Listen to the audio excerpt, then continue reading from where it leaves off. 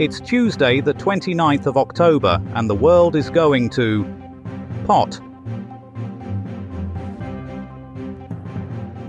Footballers left standing as plane takes off without them. 10,000 casualties in Bengal cyclone bloodbath. And Chattanooga captured, but where's the deep pan?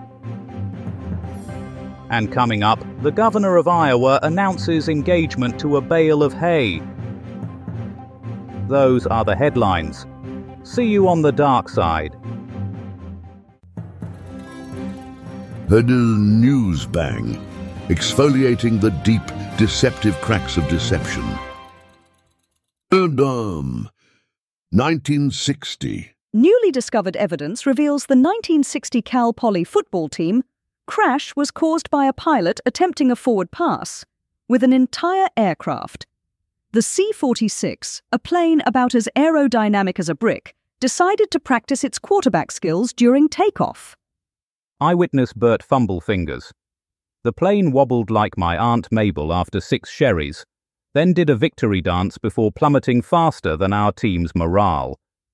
This led to sweeping changes in collegiate sports travel, including the No More Aerial Touchdowns Act, banning aircraft from joining football teams. At memorial services, attendees are forbidden from throwing anything, even shade. This estate in the stone. 1999. Mother Nature's gone ballistic in eastern India. A super cyclone, described by meteorologists as a bit of a blow, hit Odisha with winds so strong they launched several sacred cows into orbit. Local resident Deepak Chopra, no relation, said, "I was making chai when my house flew away. Luckily, it landed next door, saving me a moving van." The storm, registering a holy cow on the oh shit scale, affected millions and obliterated enough crops to feed a small continent. One temple priest is offering shelter to the homeful, the homeless, and those who haven't found their house yet. The disaster has prompted authorities to consider implementing an emergency plan, tentatively titled, "Maybe we should do something next time." The time, some 1863. The Battle of Wauhatchie, proof that even war can be inconvenient. The midnight clash erupted when Confederate troops, searching for a late-night snack, stumbled upon Union soldiers in their pajamas. General John W. Geary, caught in his nightgown, rallied his men with a cry of, "Who fights at this ungodly hour?" Local farmer Jebediah Spittle described soldiers battling by candlelight, occasionally pausing to apologize for accidental bayonet stabbings. "Most polite war I ever seen," he remarked. The battle secured the Union's Cracker Line supply route, named after Lieutenant Colonel Thaddeus P. Cracker, a man who believed no soldier should fight on an empty stomach or without a decent selection of cheeses. News bang, serving up truth one bite at a time. And now, for a forecast that's more turbulent than a mosh pit at a Morris dancing festival, it's the weather wonder himself, Shakanaka Giles.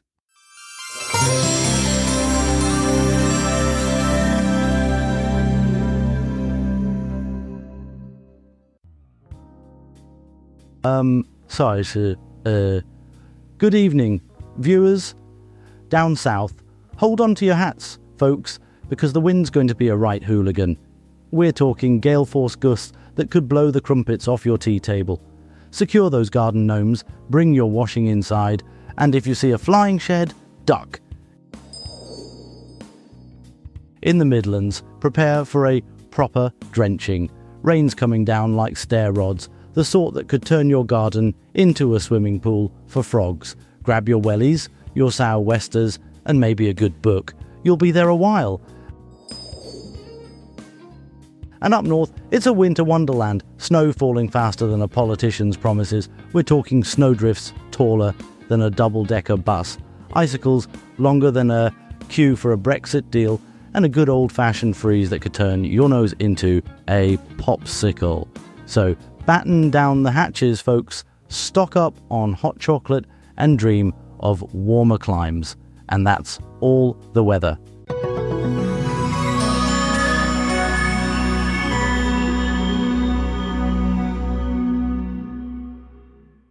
1831.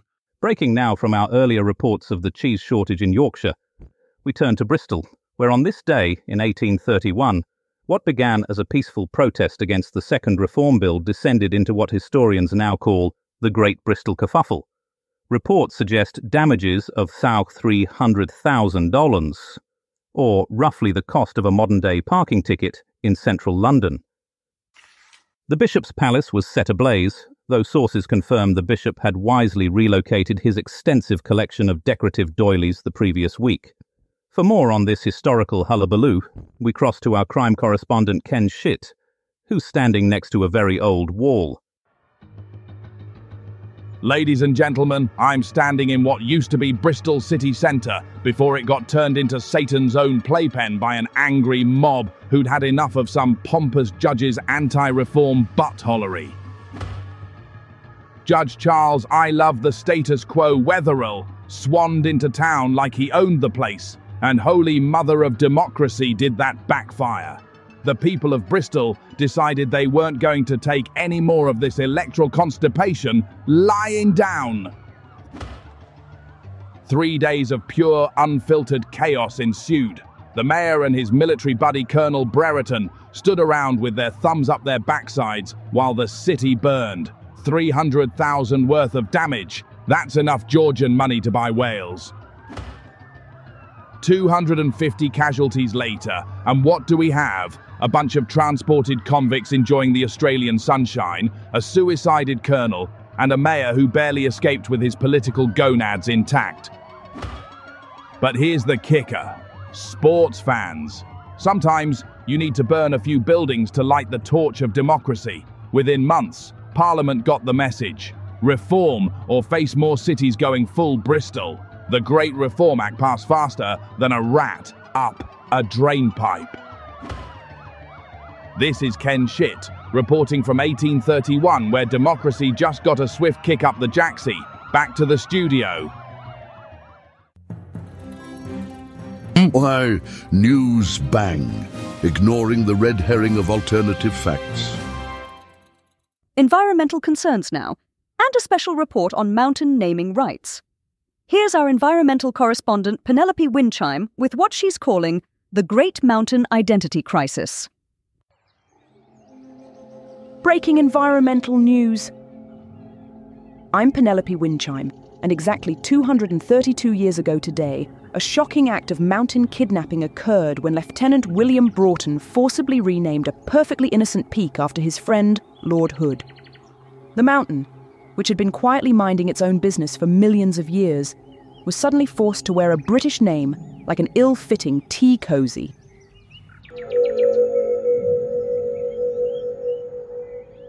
Witnesses say Broughton approached the mountain aboard HMS Chattering Magpie, pointed his finger dramatically at its snowy peak, and declared, "You shall henceforth be known as Mount Hood, whether you like it or not."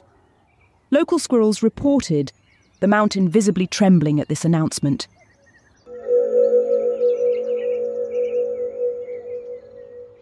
The mountain, previously known to indigenous peoples by several names including "that big pointy thing over there," was reportedly so distressed it shed several tons of ancient glacier in protest. Studies show it took nearly 3 decades for the mountain to accept its new name, during which time it suffered from severe identity crisis and temporary volcanic indigestion.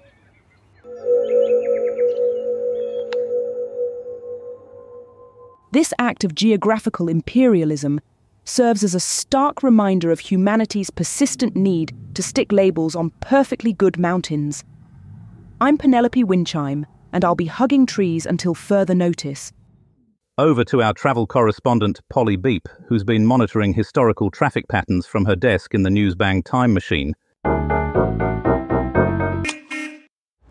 Good evening, road warriors. Polly Beep here with tonight's historical traffic roundup. Breaking news from California, where visibility's worse than my Aunt Mabel's cataracts.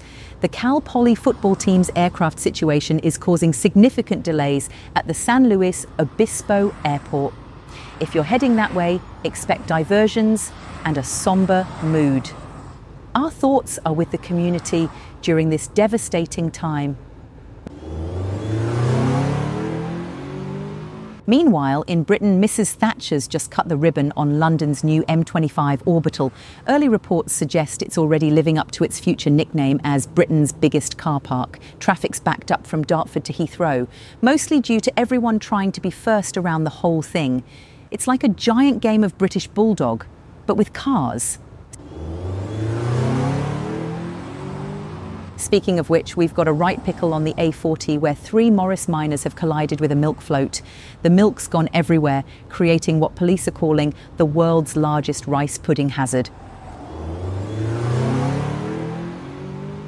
And finally, for those heading to Essex via the A13, be aware that a flock of determined pigeons has claimed squatters' rights on the Basildon flyover.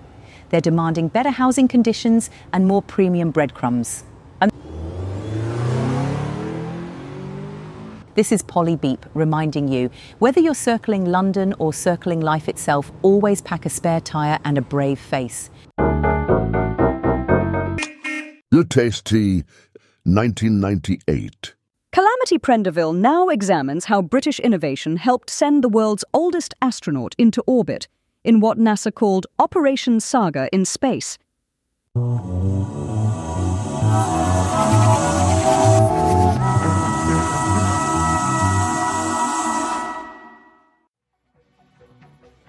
Good evening, Science Watchers.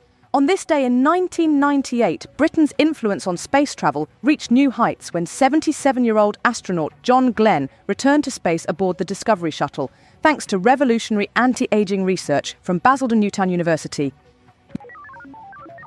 Using a modified Sinclair QL as the shuttle's navigation computer, Glenn participated in vital experiments including testing whether Werther's originals melt differently in zero gravity, and if space affects one's ability to complete the Daily Telegraph crossword.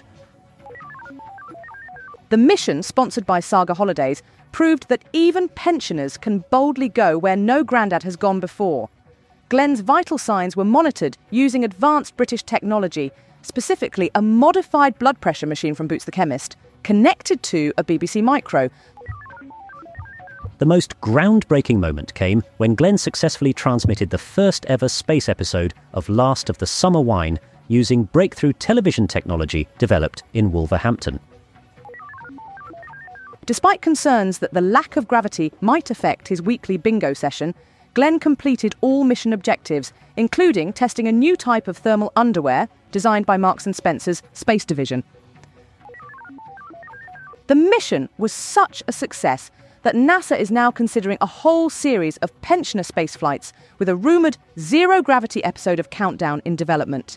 This is Calamity Prenderville, reminding you that in space, no one can hear you complain about your arthritis. Back to the studio.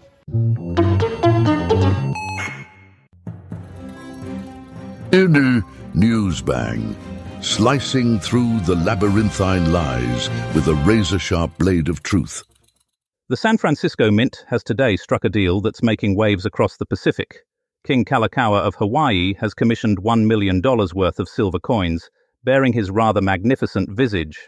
The move has been bankrolled by sugar baron Klaus Spreckels, a man whose name is as sweet as his business interests. And now, joining us live via our temporal news desk is our business correspondent Perkins Stornoway, who's been following the money trail through time. Hawaii, 1883. King Kalakaua. Silver coins.